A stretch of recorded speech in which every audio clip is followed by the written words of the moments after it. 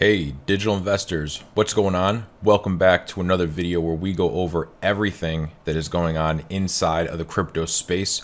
We have a lot of stuff today, and almost every single article that I read through today had something to do about Elon Musk. I mean, this guy is just everywhere. Here's one of the things we're going to cover. Musk crypto tweets, destroyed lives, claims anonymous. A hacker group, and they target the Tesla CEO. We'll go over that later on. We also have Bitcoin should be treated as a 5 to 10 year investment from Kraken CEO. We have El Salvador President Submits Bill to recognize Bitcoin as legal tender, and this took place at the Bitcoin Miami conference just recently. We also have Polygon's MATIC token ended May up 120% despite Bitcoin's price crash. MATIC has been doing well despite all the blood that we have seen. And we're going to start here with Square will invest $5 million to build solar-powered Bitcoin mining facility. So not too much today, but nonetheless, it is some interesting stuff. If you guys are frequent viewers of the show and you'd like to show some support, tapping the like button really does help a ton to push this video farther in the YouTube algorithm. And you guys' support recently has been amazing. So I just want to say thank you to all of you guys. So let's start here with Square investing in the solar-powered Bitcoin mining facility. Financial services firm Square will partner with blockchain technology provider Blockstream Mining to build an open source solar powered Bitcoin mining facility.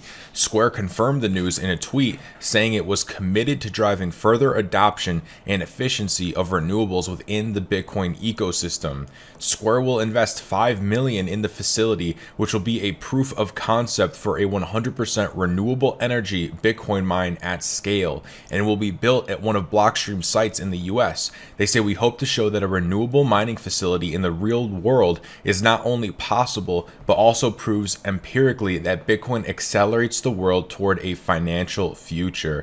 sustainable future, the release states.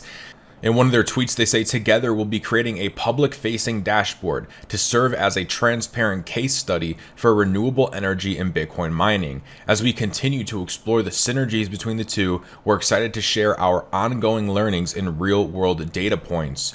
And this goes on to say why they're doing this. So it says Bitcoin mining uses a lot of electricity, and the pursuit of sustainable methods for mining is top of mind for many in the industry.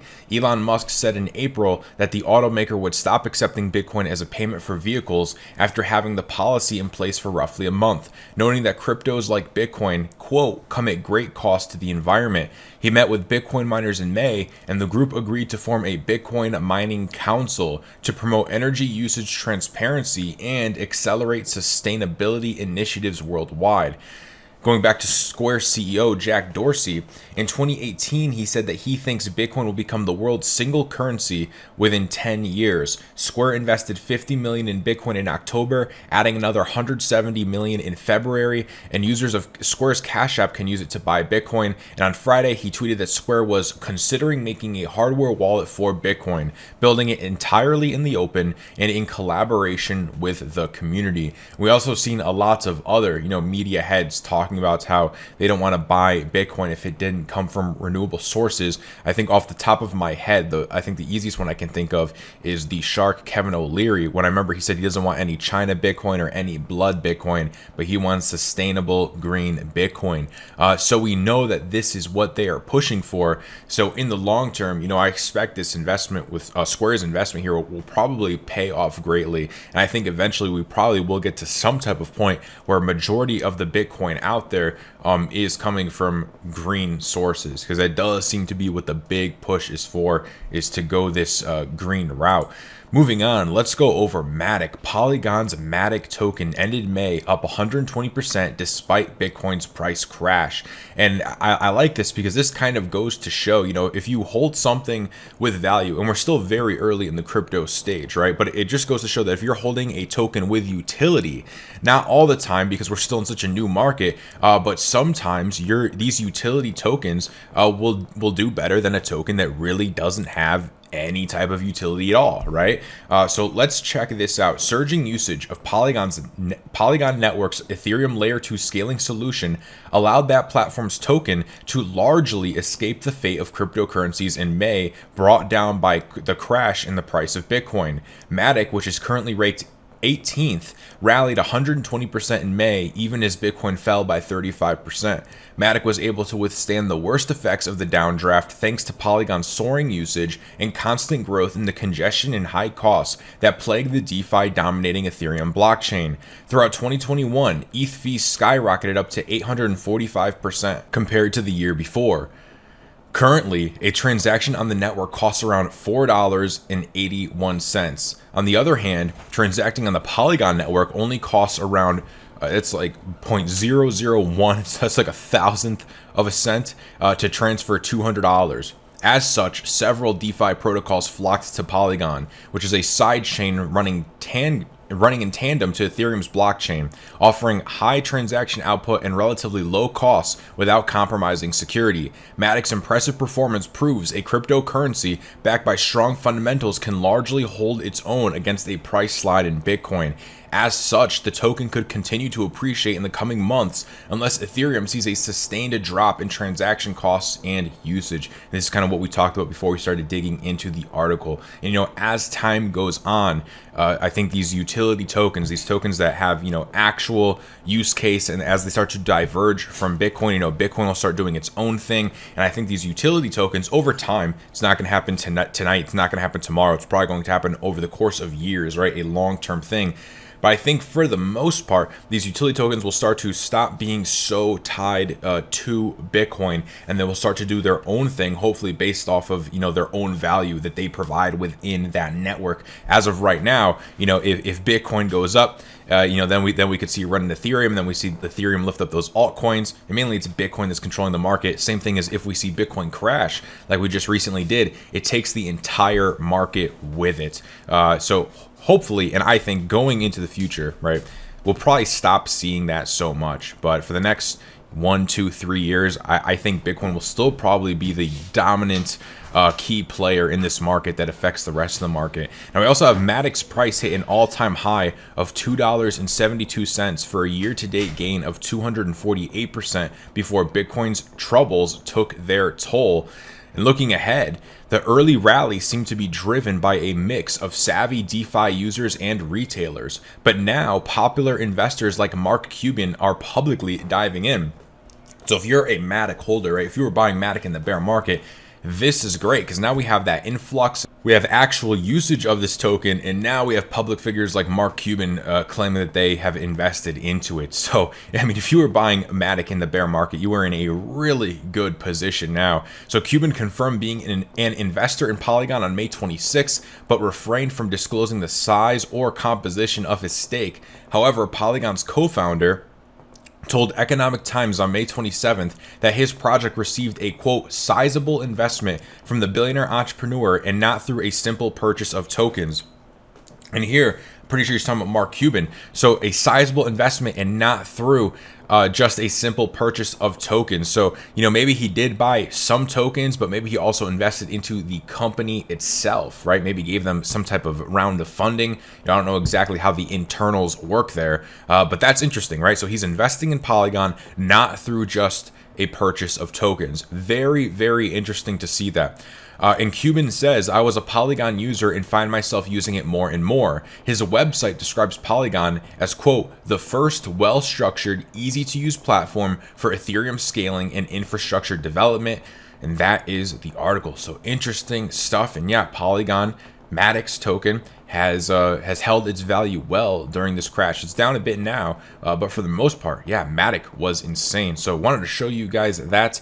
And we also have this. El Salvador President Submits Bill to recognize Bitcoin as legal tender. The El Salvador President announced that he will send a bill to the country's Congress to recognize Bitcoin as legal tender. Loud applause from the crowd in Miami drowned out the rest of his remarks. The announcement did not immediately boost the price of Bitcoin, which is down 6%. After Elon on Thursday tweeted out a meme about his breakup with Bitcoin. See, so we were getting Elon again. And we're going to cover Elon here towards the end. The last article, we're going to go deep on Elon and what is going on with him.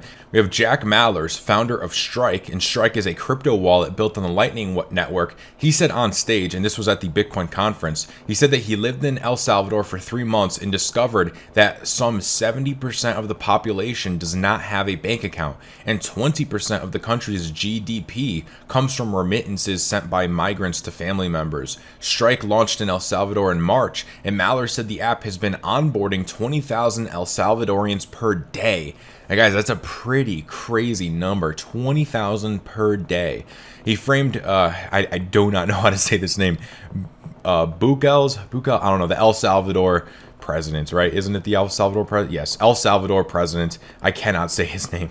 He framed the El Salvador's president forthcoming legislation as the next step in a partnership between Strike, which will open an office in El Salvador, and the local government there. Mallers called the announcement a shot heard around the world for Bitcoin, and Tim Draper praised it as a brilliant government move and said entrepreneurs and investors will be on the next flights to El Salvador. If I don't know how to say this name, Bukels, it's the El Salvador president. So if Bitcoin bill goes through without a hitch, El Salvador will be the first nation to officially recognize Bitcoin as legal tender. So that will be pretty crazy. Again, we'll see if they actually go through with it, but that is what they went on stage and announced. So pretty cool stuff. And again, for the first nation to recognize Bitcoin as legal tender, I have this weird feeling that once it happens to one nation, right? Once one nation declares Bitcoin as legal tender, I feel like it would be a domino effect where more and more nations start recognizing Bitcoin as legal tender.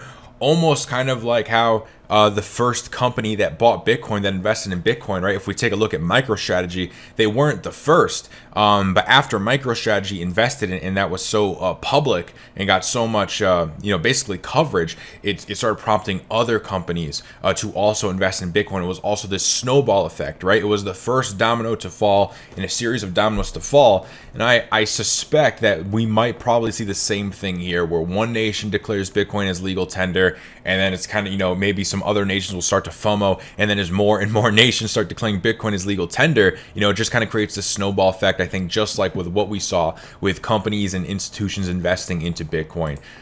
Bitcoin should be treated as a 5 to 10 year investment, says Kraken CEO. Jesse Powell, the co-founder and CEO of Kraken, still claims that Bitcoin will buy you one Lamborghini by the end of the year, but he stressed that people should not gamble with their much needed money in the crypto markets and instead treat Bitcoin as a 5 to 10 year investment. He says, don't invest anything more than you can afford to lose. Don't gamble your rent on Bitcoin with the prices up and down 50% in any given week. You've really got to be able to think about this investment and hold for 5 to 10 years. While Bitcoin remains an absolutely fantastic investment, he does not recommend putting 100% of one's portfolio into Bitcoin, especially when it comes to food money, right? What he's basically saying is be responsible, right? Invest rationally. Don't invest recklessly. He says, I absolutely would not put 100% of my portfolio into Bitcoin, or I would not put my rent money into Bitcoin, and definitely not your food money. You don't want people trying to survive on a cup of noodles, he said. He added that investors should not treat Bitcoin as a week-to-week swing trade, and absolutely should not be betting any more than they can afford to lose. He says it's a very risky investment unless you're approaching it with a long-term plan. Despite the warnings he issues, he seems to remain very, very bullish on Bitcoin. He says, I'm not worried about this little dip. We've seen this over and over. Crypto is a roller coaster. You got to be able to have an iron stomach to tolerate the ride. But the gains are massive for those who can handle it. And he also shared his thoughts about Elon Musk. Again, guys, like every article we went through today, all talking about Elon. According to him, the entire Elon Musk crypto phenomena indicates that increasingly more people are looking to get investment advice from non-traditional visionary figures as a result of decaying trust in the conventional system. And man, if that isn't true, I don't know what is. When asked about upcoming regulatory changes, Powell said that clear regulation would actually open the floodgates to institutional investors. I think there are a lot of huge players waiting on the sidelines that are just waiting for that stamp of approval. They don't know how regulators are going to treat this, so they're just in this wait and see mode, he said. So, pretty crazy stuff. And now let's jump into this. So, Musk crypto tweets destroyed lives. Anonymous says, as hacker group targets the Tesla CEO. A video on YouTube claiming to be from the hacker group Anonymous, takes aim at Tesla and SpaceX CEO, saying his tweets that have roiled the cryptocurrency markets have, quote, destroyed lives of hardworking people who've had their dreams liquidated over your public temper tantrums. This is the video, not going to play it here, but you guys can go ahead and watch it if you like. I mean, I'm sure a quick YouTube search, I'm sure somebody has uploaded this video.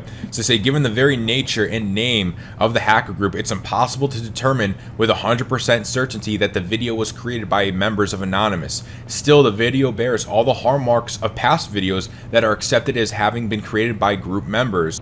The narrator of the video accuses Elon Musk of being little more than a Bond villain, someone with a carefully cultivated image as a visionary that's a disguise for nothing more than another narcissistic rich dude who is desperate for attention. And after taking issue with Musk's environmental and labor record, the video zeroed in on Musk's recent dabbling with cryptos and saying that Musk only turned his back on Bitcoin because he was afraid of Tesla losing government subsidies. They say it is now widely believed you have been forced to denounce your company's involvement with Bitcoin in order to keep that green government money flowing into Tesla's coffers.